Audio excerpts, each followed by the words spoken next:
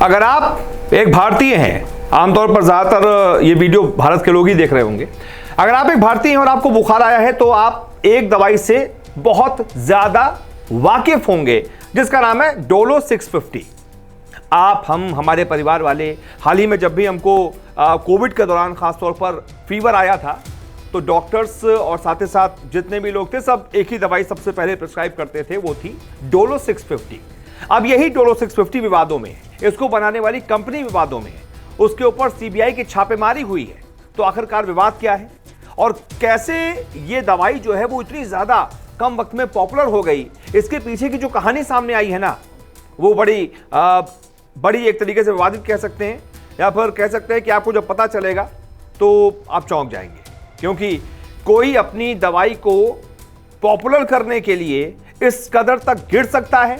अगर ऐसा हुआ है तो वो क्या हुआ है वो आपको समझाता हूं कि आखिरकार क्या आरोप इस दवाई को बनाने वाली कंपनी पर लग रहे हैं। दरअसल एक मामले पर सुप्रीम कोर्ट में डोलो 650 पर सुनवाई चल रही है और सुनवाई के दौरान मेडिकल रिप्रेजेंटेटिव्स ने गुरुवार को यह बताया कि यह दवा बनाने वाली कंपनी ने मरीजों को डोलो 650 दवा लिखने के लिए डॉक्टरों को 1000 करोड़ रुपए से ज्यादा के उपहार यानी फ्रीबीज दिए थे।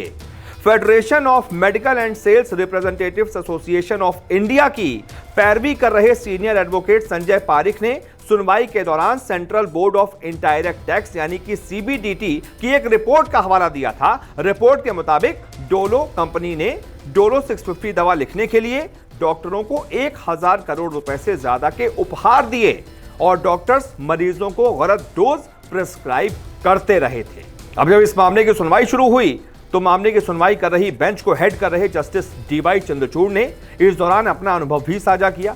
उन्होंने खुद बताया कि जब उन्हें कोविड-19 हुआ था उन्हें भी डॉक्टरों ने डोलो 650 लेने को कहा था। बेंच में जस्टिस चंद्रचूड़ के अलावा जस्टिस एएस बोपन्ना भी शामिल थे। पीठ ने दलीलें सुनने के बाद कहा कि यह बहुत गंभीर मुद्दा है, इसे आम मुकदमेबाजी की तरह नहीं देखा जा सकता। हम इस मामले पर जरूर सुनवाई करेंगे और अब इस मामले की अगली सुनवाई 10 दिनों के बाद होने वाली है।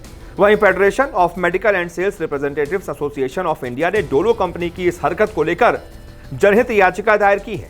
सुप्रीम कोर्ट में उसी याचिका पर सुनवाई हो रही थी। याचिका में ड्रग फॉर्मुलेशन और दवाओं की कीमतों पर कंट्रोल को लेकर सवाल उठाए गए। सुप्रीम कोर्ट ने केंद्र सरकार को इस जनहित याचिका पर 1 सप्ताह के भीतर अपनी प्रतिक्रिया देने को कहा है। याचिका में यह भी मांग की गई है कि कोई खास दवा लिखने के लिए डॉक्टरों को मिलने वाले उपहार को लेकर कंपनियों को जिम्मेदार ठहराया जाए। आपको बता दें, इनकम टैक्स की छापेमारी से यह सारा खुलासा हुआ है। डोलो 650 जो कंपनी बनाती है उसका नाम है माइक्रो लैब्स लिमिटेड। यह माइक्रो लैब्स लिमिटेड जो कंपनी है इसका कारोबार 50 से ज्यादा देशों में फैला हुआ है और इसका जो सबसे ज्यादा बिकने वाला प्रोडक्ट है, बिकने वाली जो दवाई है वो है डोलो 650 जो कोविड-19 के इस पूरे 2-3 साल के दौर में लगभग सभी ने खाई है जिसको हिंदुस्तान में बुखार आया है।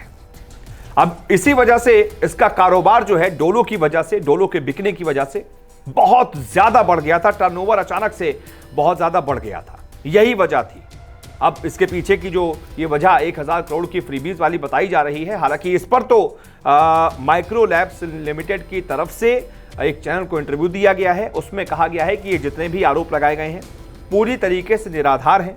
हमने तो 350 करोड़ का टर्नओवर उस साल किया था और आप कह रहे हैं कि हमने 1000 करोड़ बांट दिए फ्री में। तो भाई अगर हमें 1000 करोड़ बांटने होते तो हमारा टर्नओवर सिर्फ 350 करोड़ कैसे होता? फिर तो वो ज्यादा होता ना, फिर तो हम नुकसान में हुए। इस वजह से ये जो आरोप लगाए जा रहे हैं हमारे ऊपर ये निराधार है। लेकिन जो इनकम टैक्स का छापा हुआ था उसमें लगभग 6 जुलाई को 9 राज्यों के 36 ठिकानों पर छापेमारी हुई थी। उसके बाद ये सारा मामला तूल पकड़ा है।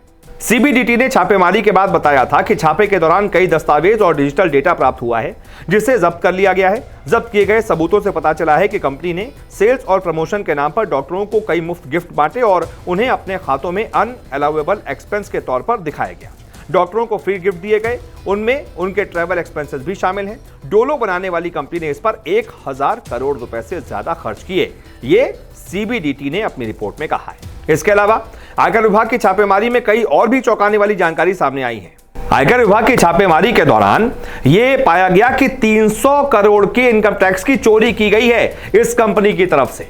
इतना ही नहीं, छापेमारी के दौरान 1 करोड़ 20 लाख रुपए की अघोषित नकदी भी आयकर विभाग को मिली है और साथ ही साथ 1 करोड़ 40 लाख रुपए के गहने भी मिले हैं। अब अचानक से कैसे साल 2020 में डोलो की किस्मत बदल गई, कैसे रातों रात डोलो इतनी ज्यादा पॉपुलर हो गई और कैसे उसकी कंपनी ने इतने करोड़ कमाए, इसका एक खाका, एक डेटा आपको मैं बताता हूं। साल 2020 में डोलो 650 ये टैबलेट की जो संख्या है बिकने की वो है 350 करोड़ टैबलेट।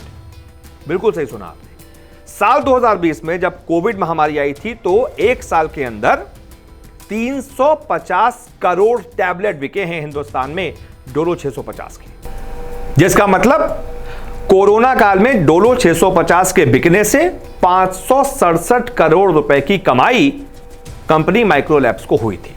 सिर्फ डोलो 650 के बिकने से 567 करोड़ कमा लिए थे माइक्रोलैब्स लिमिटेड ने। आपको बता दें, जीसी सुराना ने साल 1973 में इस कंपनी यानी कि माइक्रोलैब्स लिमिटेड की शुरुआत की थी। इस कंपनी में अभी करीब 9,200 कर्मचारी काम करते हैं।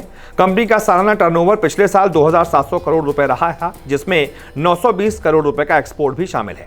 कंपनी करीब 50 देशों को अपनी दवाएं एक्सपोर्ट करती है। माइक्रोलैब्स लिमिटेड की सफलता में सबसे ज्यादा योगदान डोलो 650 का ही रहा है।